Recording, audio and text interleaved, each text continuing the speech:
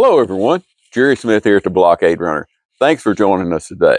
Once again, we've got Todd Watts, Master Gunsmith. Also, though, what you may not know about Todd is in the big boss of the 9th Kentucky.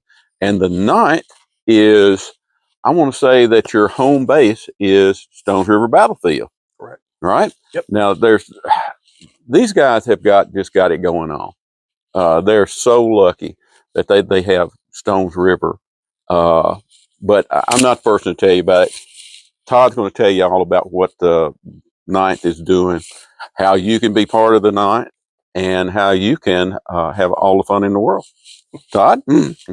Yeah, thank you. The 9th Kentucky is loosely based at Stones River National Battlefield in Murfreesboro, Tennessee. And Blockade Runner has been our go-to settler for 30 years, Yeah. 35 years. Today's 9th Kentucky is running on about 28, 29 years as of now, which is exceedingly long for a reenacting unit. You guys are the longest continuous running unit in our area, bar none. Yeah, I would say so. Yeah. I got into the 9th in 2002, I think. And what I found them through the Stones River. I was volunteering at Stones River National Battlefield and actually signed up there thinking I was going to mow grass and help out. Yeah, do stuff like that. And then they said, hey, we need someone to shoot cannons. What? No, not me. Okay, if you insist. So after doing that, shot the cannon for a couple of years and started learning the infantry with the Rangers there. And we had a very small little group of people that were volunteers, about 6 or 7 of us that routinely got up and we'd shoot the cannon, we'd get a musket, we'd do a little light drill. Well, the 9th Kentucky was camping there and they were doing demonstrations there. So I got to listen to them, and what a great bunch of guys. Yeah. I mean, it was a hoot. Every time we were around them, they were laughing and cutting up. We had Harry Dolph, always, had his little penny whistle out or sometimes his hand organ and entertaining us. And the Bruners and the O'Dolianas, the guys that were there back then that were enjoyed being together. Yeah. I mean, the camp was fun. And I watched them, they had 20, 25, 30 guys sometimes showing up out there. We would get thrown into the line with them. Didn't know what we were doing. The Park Service is real good at training you on how to hold the musket, fire the musket, but they don't have enough volunteers to train you on how to move, how to actually act as a unit, as a company. So after about 2 or 3 times falling in with the 9th, I just found I enjoyed the musket more than the cannon.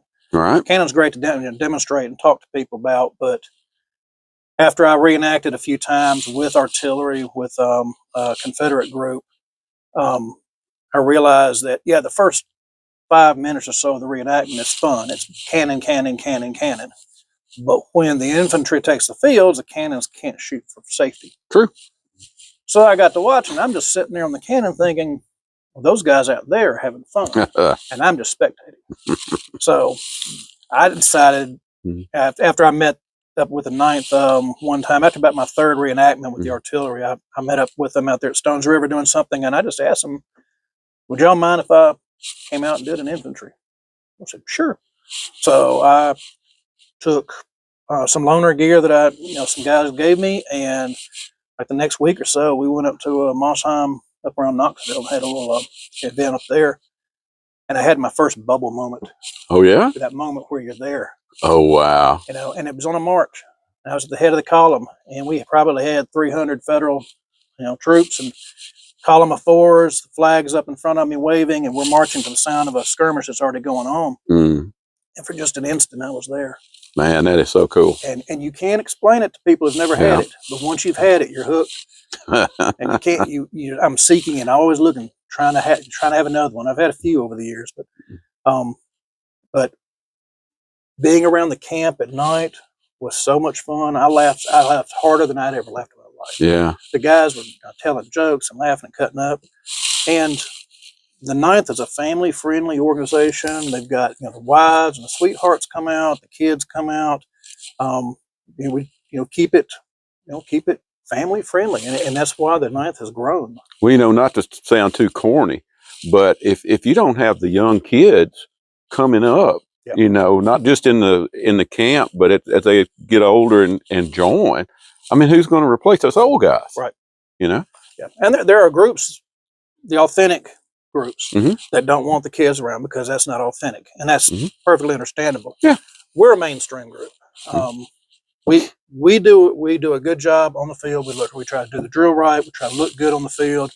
We have good time in camp, you know, and we're really good at talking to the visitors. All right. Being at Stones River a lot, we're constantly doing living histories, you know, which we're just doing static firing displays, demonstrations. And then the Rangers, you know, will invite the public to come into camp and talk to us. So we defarb the camp, you know, we had to put the sun drop bottle out of the view of them, lock tents up, you know, hide things as best we can. So the spectators get a real quick, brief overview of what a Civil War camp kind of looks like.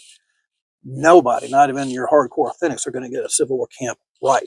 Yeah, I mean, it's the pretty much lies, impossible. the stuff that they had, and nobody in their right mind would want to go visit. Yeah. One. And you're the first view that a lot of people are ever going to have of this. And that's where the recruits are going to come from. And even if they decide that later on they want to do something else, if they want to be in a company that is just strictly, you know, whatever, we're going to be the hardcore we can be, they start with you. They start with the mainstreams. Right.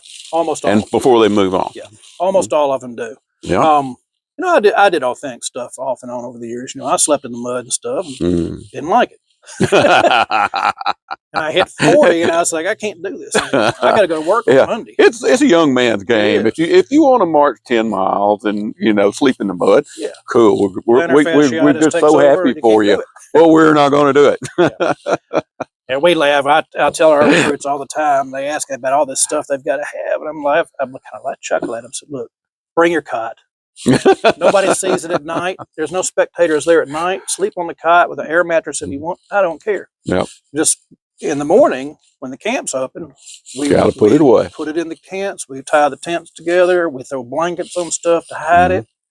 We're cool. No problem. And that's one reason we have our numbers are up all the time, is because we make it easy on you. Yeah. I mean, you're not going to get people back if they're miserable. Right.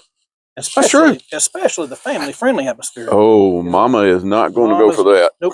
Not going to do it but once. Now, one of the things, though, that I always thought was really cool with you guys is the association you have with the park. And you mentioned working the cannons, is that, you know, tell me if I'm wrong, but don't you guys get, Jim Lewis, what's Jim's actual title down there? He's one of the park rangers. He's like the number 2 man at the park right now. He's changed positions in the last couple of years, and I think he's assistant superintendent or something. Okay. Like that. But I mean, he will correct me when he sees it. I'm sure. But now Jim is like the safety guru, and he is also the artillery guru when it comes to most of the parks around. Every time I hear any of the other parks talk about Jim, it's complimentary, you know. But don't you guys? I mean, fear too. Yeah, fear. That works just as well. But he trains anybody up that wants to be trained up. Yes. Right? And then once you are Jim Lewis certified, you can go to, don't you guys go to the other parks, national parks all around the South and help them out? Yeah. We do Stones River Battlefield. The artillery crew is part of a Park Service battery with the U.S. Field Artillery Association. There you go. It's called the Rucker Raglan Battery.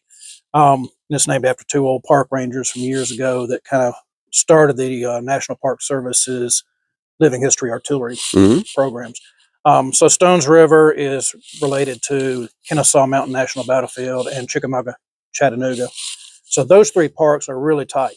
We bounce back and forth all the time. They'll come up to Stones River. We'll go down to Kennesaw and Chickamauga. We'll all meet up various places and do battery programs. So we line up the cannons and operate not just as a static one-piece cannon like you will normally see at a park. Like a battery. We'll have 4 or 6 guns operating under command of a battery commander, firing as battery, you know, as sections, as by piece. You know, the different ways of firing the cannons, similar to how we do muskets. And we've also got Shiloh and Fort Donaldson and Parker's Crossroads have come in to our little umbrella as well sometimes. So we're getting bigger in that regards. But yes, Jim Lewis rewrote the National Park Service's artillery and 19th century percussion musket drill manuals a few years back, and so he is in the. So he wrote the book. He wrote the book. There you go. Yeah, that's a simple way to say it. So yeah, so awesome. We get trained there every spring. He has National Park Service Certified Training Day, and we invite the 9th Kentucky. We encourage the 9th Kentucky to go, and it refreshes your memory just how to do it the National Parkway. The National Park Manual is a modified Hardee's or Casey's manual. All right. It's almost exact in the basic manual of arms. Once again, the Park Service is not able to do huge, grand maneuvers, so it doesn't concern itself with that. But the safe handling and operation of the artillery and the muskets is their primary goal. So that's what his manual is. All you have to do is drop the name that you've been trained by Jim Lewis, and you're in. Yeah, you're in these parks. I wanted to mention also Mill Springs and has just recently joined us as well. So yeah, that's one. They actually got one of our cannons at Stones River. We had two reproductions that we were using, and we gave Shelly, my favorite one, up to Mill Springs. I'll never forgive you, Jim. Can we get it back? I want it back. All right. Oh, man, that's wonderful. Well, guys, we hope that this was sort of helpful for you, give you sort of an overview. If you're anywhere in the Middle Tennessee area, if you're new to reenacting, if you know nothing about reenacting, this is the guy for you to contact. And I assure you, you're going to have a wonderful time. Todd, thanks so much for coming down. Yep, we got all the contact info, and I'm sure that there'll be a big blow up of it in the video, so the guys know how to contact you. But wanted to also add, we're a full-time federal unit. If you want to do Confederate, the 9th Kentucky does not do that. But we have several guys who do it. They'll go with the 1st Tennessee or one of the other Confederate groups in the area and just fall in with them. Like the 1st Tennessee is very similar to us, and they're based kind of at Stones River. So there are plenty of contacts in the 9th that can put you in touch with the other guys if for some reason you just wanted to do Confederate. Right. Yep. Right. Awesome. Todd, thanks so much for coming by, buddy. Welcome. All right. Well, contact us here anytime as Blockade Runner, guys. We're always glad to have you. See you next time.